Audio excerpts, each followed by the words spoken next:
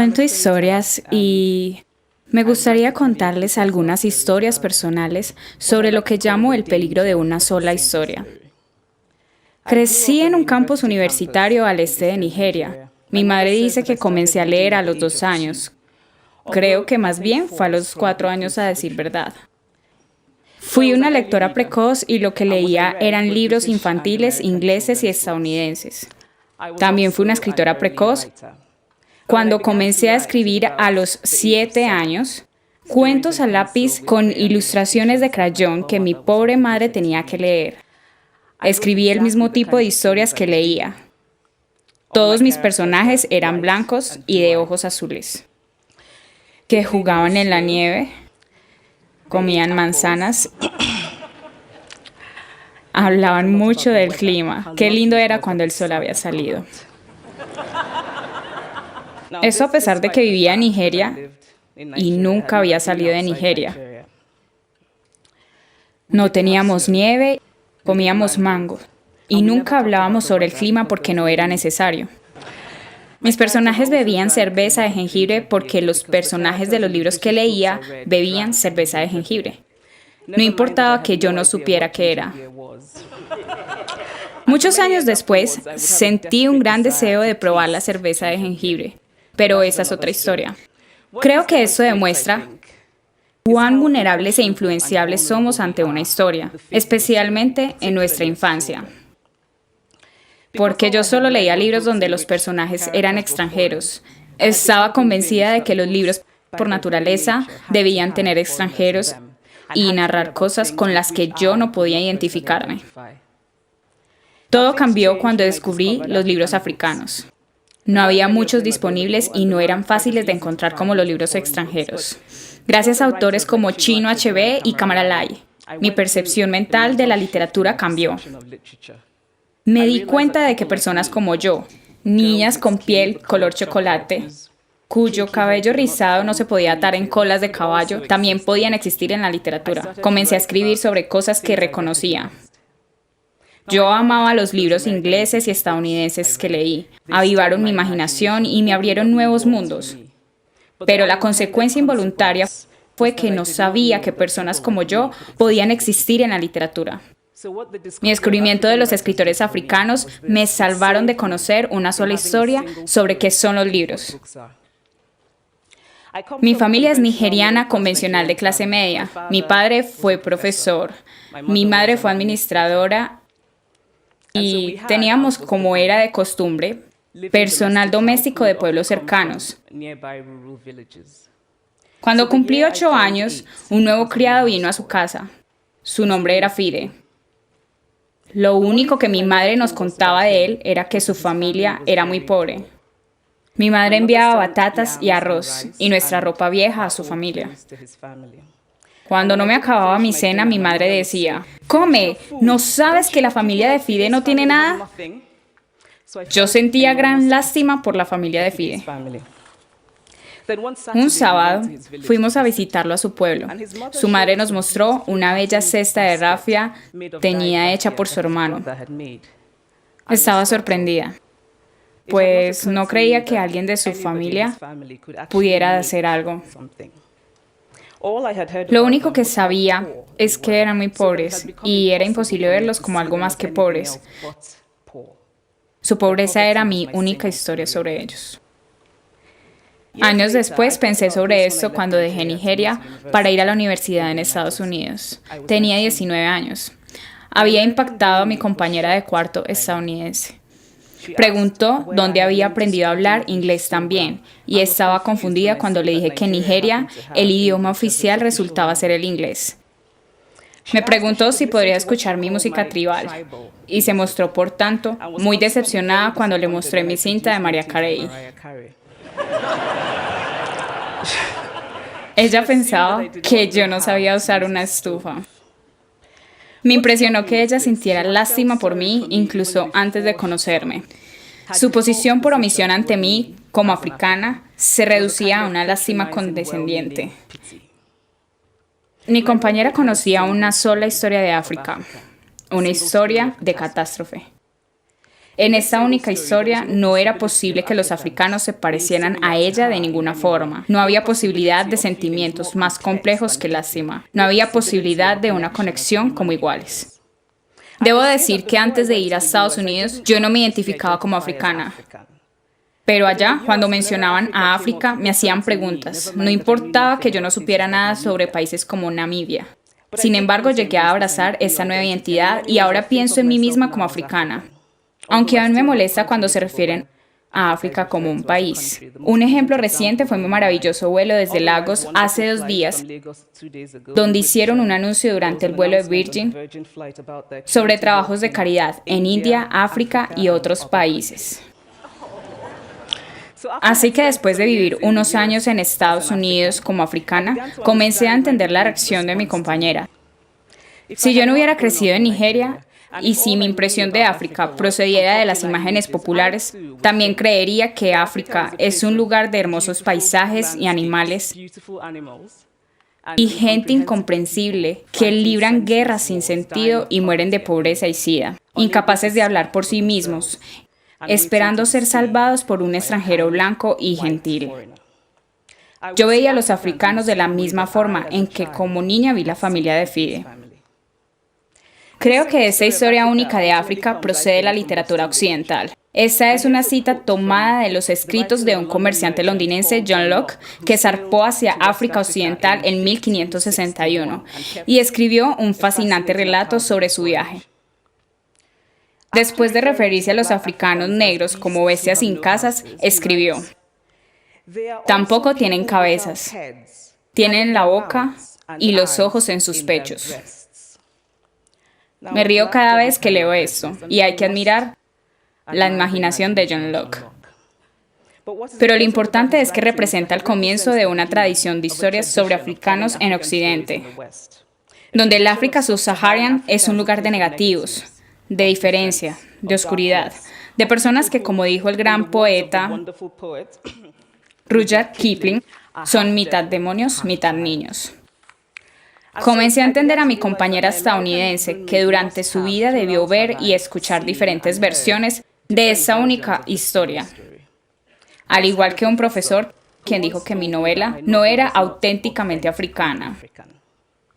Yo reconocía que había varios defectos en la novela, que había fallado en algunas partes, pero no imaginaba que había fracasado en lograr algo llamado autenticidad africana. De hecho, yo no sabía qué era la autenticidad africana. El profesor dijo que mis personajes se parecían demasiado a él, un hombre educado de clase media. Mis personajes conducían vehículos, no morían de hambre. Entonces, no eran auténticamente africanos. Debo añadir que yo también soy cómplice de esa cuestión de la historia única. Hace unos años viajé de Estados Unidos a México. El clima político en Estados Unidos entonces era tenso. Habían debates sobre la inmigración y, como suele ocurrir en Estados Unidos, la inmigración se convirtió en sinónimos de mexicanos. Había un sinfín de historias de mexicanos, como gente que saqueaba el sistema de salud, escabulléndose por la frontera, que eran arrestados en la frontera y cosas así. Recuerdo una caminata en mi primer día en Guadalajara, mirando a la gente ir al trabajo, amasando tortillas en el mercado, fumando, riendo.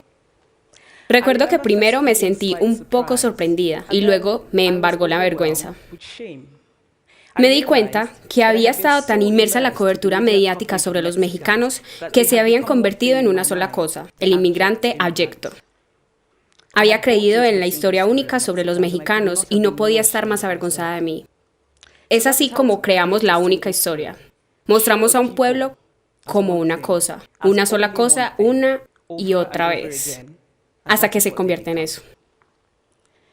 Es imposible hablar sobre la única historia sin hablar del poder.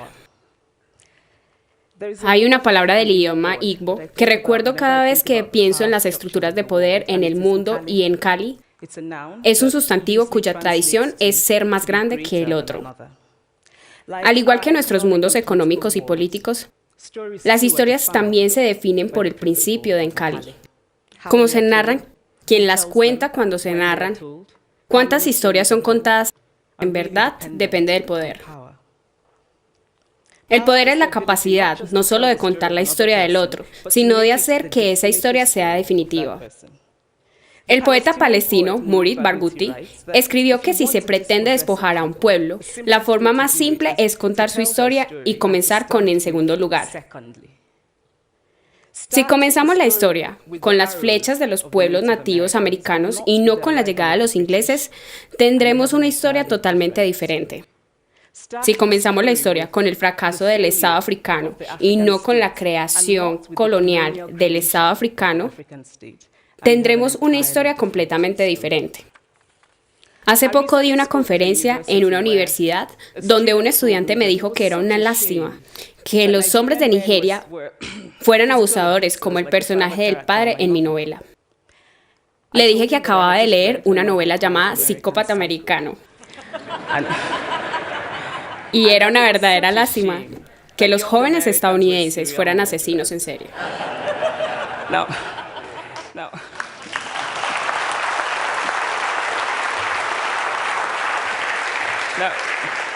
Obviamente estaba algo molesta cuando dije eso, pero jamás se me habría ocurrido que solo por haber leído una novela donde un personaje es un asesino en serie, de alguna forma él era una representación de todos los estadounidenses. Ahora, no es porque yo sea mejor persona que ese estudiante, sino que, debido al poder económico y cultural de Estados Unidos, yo había escuchado muchas historias sobre Estados Unidos.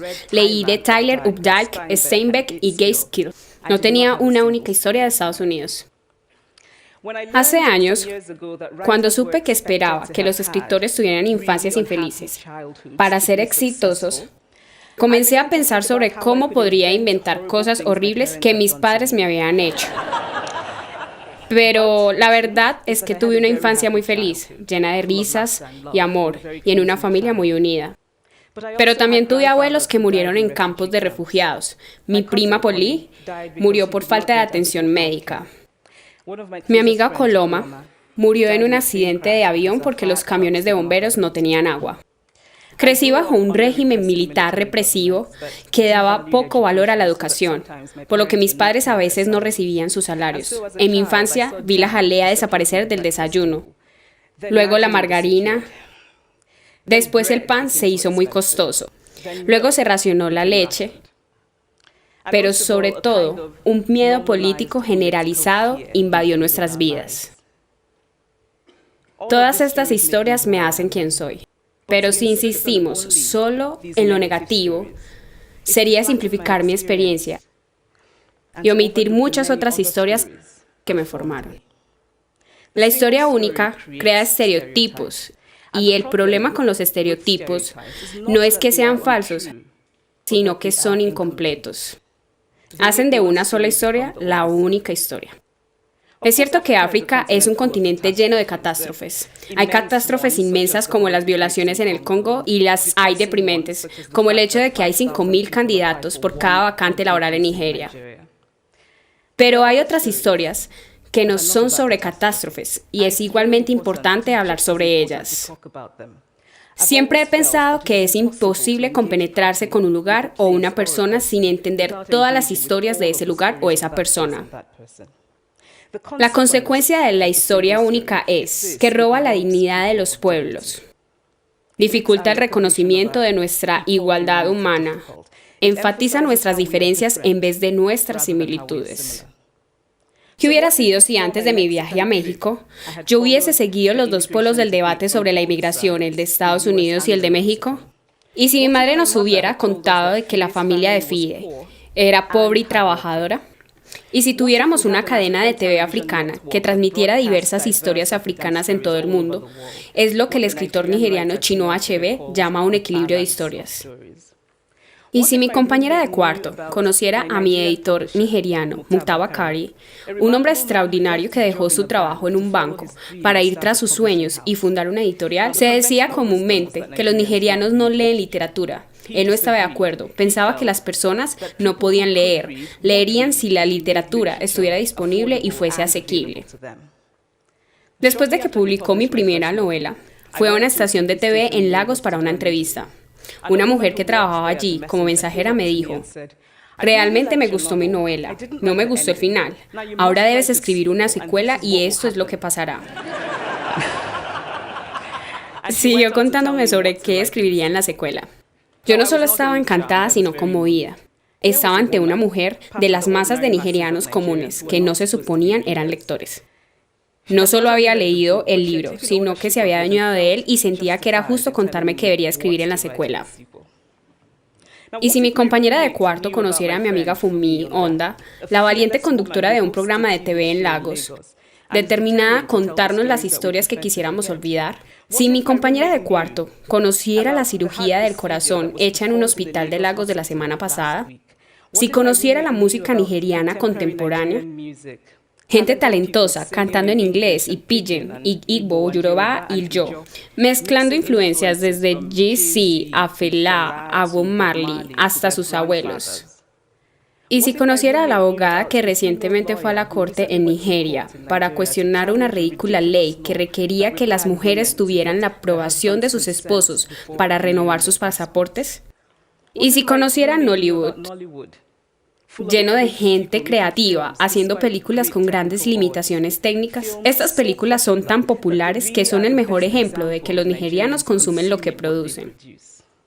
Y si mi compañera de cuarto conociera a mi ambiciosa trenzadora de cabello, quien acaba de iniciar su negocio en extensiones capilares, o sobre el millón de nigerianos que comienzan negocios y a veces fracasan pero siguen teniendo ambiciones.